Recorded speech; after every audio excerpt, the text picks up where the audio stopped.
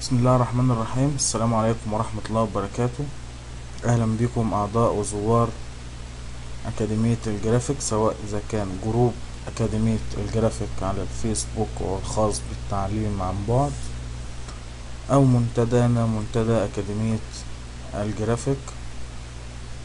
أهلا ومرحبا بكم معنا في دورات أكاديمية الجرافيك، البث المباشر أو الأونلاين في غرف مجانية.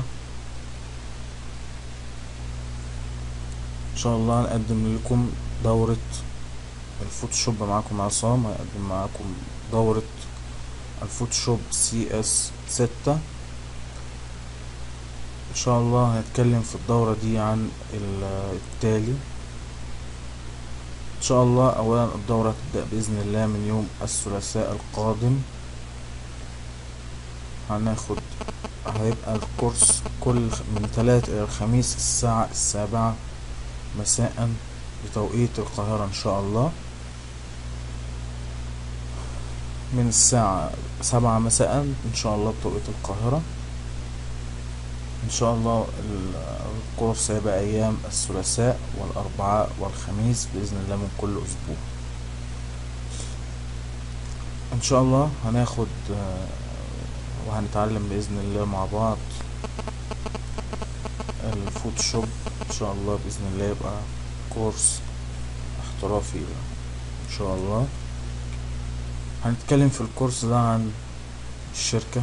الأول نتعرف على الشركة المنتجة للبرنامج، برنامج أدوبي فوتوشوب، وهنتكلم عن الانترفيس للبرنامج أو الواجهة العامة للبرنامج، وهنتكلم عن قوائم البرنامج المنيو بار، وعن أدوات البرنامج تولز، وهنشرح كل أداة بإذن الله مع الوظائف بتاعتها او الاوبشن تول بار بتاعها.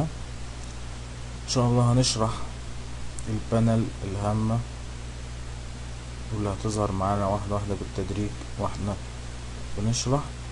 هنتعلم ان شاء الله معالجة الصور وايضا دمج الصور، وهنتعلم نستخدم ازاي الفلاتر والاكشن والالوان، وفي الاخر ارتباط البرنامج بمجالات العمل زي الدعاية والإعلان.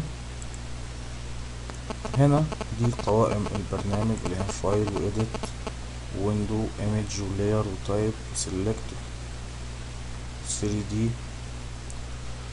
وإن شاء الله هنا التولز الأدوات بتاعت البرنامج، وكل أداة من دي بيظهر لها هنا ده الأوبشن تول بار أو المنيو تول بار بتاع كل أداة. زي ما احنا شايفين لو ضغطنا على أي أداة بنلاقي التول بار ده بيتغير.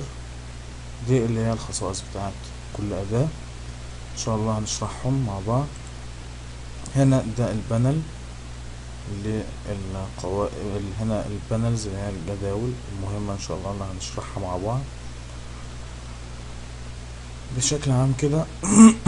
ده البرنامج بتاعنا على أدوبي فوتوشوب CS6. ان شاء الله تبقى دورة موفقة لنا جميعا بإذن الله. شكرا. السلام عليكم ورحمة الله وبركاته. نلتقي مع بعض ان شاء الله في اولى دروس هذه الدورة يوم الثلاثاء القادم بإذن الله. شكرا. السلام عليكم ورحمة الله وبركاته.